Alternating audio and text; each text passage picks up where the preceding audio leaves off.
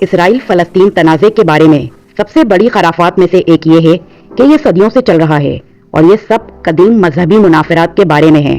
در حقیقت جبکہ مذہب ملوث ہے، تنازع زیادہ تر لوگوں کے دو گروہوں کے بارے میں ہے جو ایک ہی زمین کا دعویٰ کرتے ہیں، اور یہ واقعی 1900 کی دہائی کے اوائل تک تقریباً ایک صدی پیچھے چلا جاتا ہے۔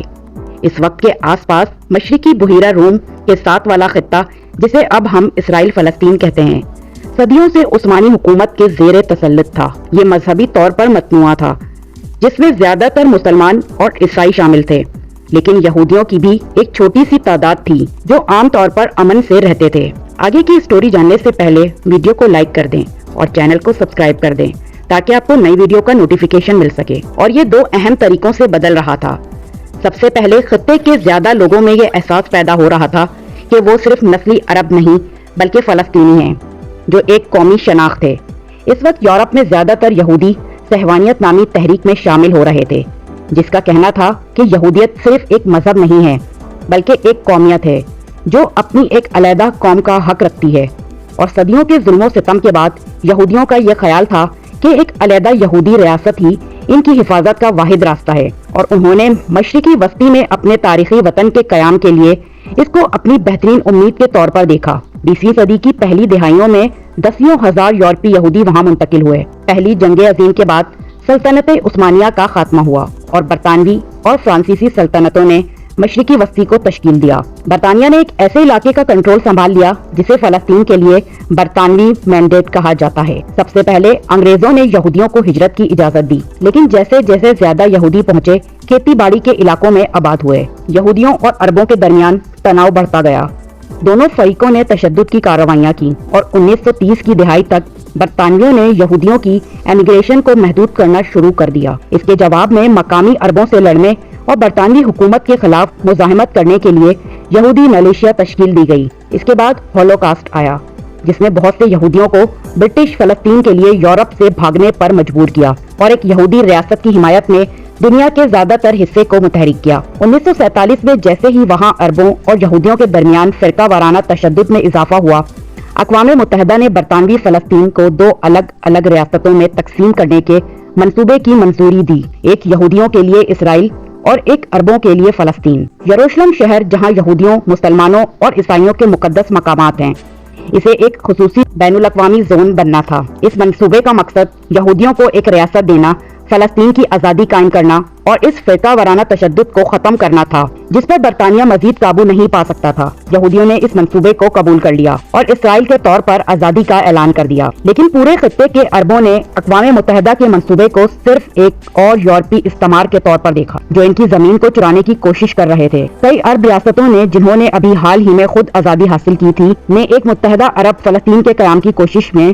اسرائیل کے خلاف جنگ کا اعلان کیا۔ جہاں تمام برطانوی فلسطین تھا، اسرائیل کی نئی ریاست جنگ جیت گئی، لیکن اس عمل میں انہوں نے اقوام متحدہ کے منصوبے کے تحت اپنی سرحدوں کو آگے بڑھاتے ہوئے یروشلم کے مغربی نصف حصے اور زیادہ تر زمین پر قبضہ کر لیا جو فلسطین کا حصہ ہونا تھا۔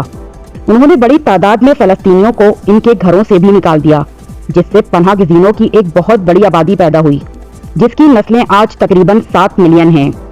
جنگ کے اختتام پر اسرائیل نے غزہ کے علاوہ تمام علاقے کو کنٹرول کر لیا، جس پر مصر کا کنٹرول تھا، اور مغربی کنارے کا نام اس لیے رکھا گیا کیونکہ یہ دریائے اردن کے مغرب میں ہے، جس پر اردن کا کنٹرول تھا۔ یہ دہائیوں سے جاری عرب اسرائیل کشمکش کا آغاز تھا۔ اس عرصے کے دوران عرب اکثریتی ممالک میں بہت سے یہودی فرار ہو گئے یا بے دخل کر کے اسرائیل پہنچے۔ پھر کچھ ایسا ہوا جس نے تنازع کو بدل دیا۔ 1967 میں اسرائیل اور پڑوسی عرب ریاستوں نے ایک اور جنگ لڑی۔ جب یہ خاتمہ ہوا تو اسرائیل نے شام سے گولان کی پہاڑیاں، اردن سے مغربی کنارے اور مصر سے غزہ اور جزیرہ نما سینائی پر قبضہ کر لیا تھا۔ اسرائیل اب تمام یروشلم اور اس کے مقدس مقامات سمیت فلسطینی علاقوں پر قابض تھا۔ اس نے فلسطینیوں پر حکومت کرنے کا ذمہ دار اسرائیل کو چھوڑ دیا۔ وہ لوگ جو اتنی دہائیوں سے لڑ رہے تھے، 1978 میں اسرائیل اور مصر نے امریکہ کے ثالثی میں ہونے والے کیمپ ڈیوڈ معاہدے پر دستخط کیے، اور اس کے فوراً بعد اسرائیل نے ایک امن معاہدے کے تحت سرنائے مصر کو واپس دے دیا۔ اس وقت یہ عرب دنیا میں بہت زیادہ متنازع تھا۔ مصر کے صدر انور سادات کو اس کے خلاف غصے کی وجہ سے جزوی طور پر قتل کر دیا گیا تھا، لیکن اس نے وسیع تر عرب اسرائیل تنازع کے خاتمے کا آغاز کیا۔ अगली चंद दहाइयों के दौरान दीगर अरब रियासतों ने आहिस्ता आहिस्ता इसराइल के साथ सुलह कर ली। चाहे उन्होंने कभी रस्मी अमन मुआहदों पर दस्तखत न किए हों, लेकिन इसराइल की फौज अब भी मगरिबी किनारे और गजा के फलस्तीनी इलाकों पर काबिज थी। और ये इस वक्त था जब तनाज़ा इसराइल और फलस्तीनियों की जद्दोजहद की शक्ल इख्तियार कर गया। फलस्तीन लिबरेशन ऑर्गेनाइजेशन, जो 1960 की दिहाई में एक फलस्तीनी रियासत के कयाम के लिए बनाई गई थी, दहशतगर्दी की कार्रवाइयों समेत इसराइल के खिलाफ लड़ी। इब्तिदाई तौर पर PLO ने तमाम चीजों का दावा किया जो बरतानवी फलस्तीन का था, यानी वो इसराइल की रियासत को मुकम्मल तौर पर खत्म करना चाहता था। इसराइल और PLO के दरमियान बरसों तक लड़ाई जारी रही, यहाँ तक कि 1982 में लबनान पर इसराइली हमला भी शामिल है ताकि ग्रुप को पैरोत से बाहर निकाल दिया जाए। PLO ने बाद में कहा कि वो इसराइल और फलस्तीन के दरमियान जमीन की तकसीम को कबूल करेगा, लेकिन तनाज़ा जारी रहा। जैसा कि ये सब कुछ हो रहा था, इसराइल के जेरे कब्जा फलस्तीनी इलाकों में कुछ ड्रामाई तब्दीली आ रही थी। इसराइल दाखिल हो रहे थे। ये लोग आबादकार कहलाते हैं और उन्होंने मगरिबी किनारे और गजा में अपने घर बनाए, चाहे फलस्तीनी इन्हें चाहें या नहीं। कुछ मजहबी वजूहात की बिना पर मुंतकिल हुए, कुछ इसलिए कि वो इसराइल के लिए जमीन का दावा करना चाहते हैं और कुछ सिर्फ इसलिए कि मकान सस्ता है और अक्सर इसराइली हुकूमत की तरफ से सब्सिडी दी जाती है।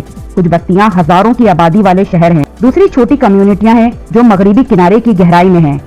आबादकारों के पीछे सिपाही इनकी हिफाजत के लिए आते हैं और बढ़ती हुई बस्तियां फलस्तीनियों को अपनी जमीन से दूर करने और बरादरियों को तकसीम करने पर मजबूर करती हैं। मुख्तसर मुद्दत के लिए वो फलस्तीनियों के लिए कब्जे को ज्यादा तकलीफदेह बना देते हैं। तवील मुद्दती फलस्तीन की जमीन को तकसीम करके वो फलस्तीनियों के लिए एक आजाद रियासत का हुसूल मजीद मुश्किल बना देते हैं। आज मकबूजा इलाके में कई लाख आबादकार मौजूद हैं, हालांकि आलमी बिरादरी इन्हें गैर कानूनी समझती है। 1980 के दिहाई के आखिर तक फलस्तीनी मायूसी इंतफादा में फट गई, जो बगावत का अरबी लफ्ज है। ये ज्यादातर एहतजाज और बाइकॉट के साथ शुरू हुआ, लेकिन जल्द ही पुरतशद्दुद हो गया और इसराइल ने भारी ताकत से जवाब दिया।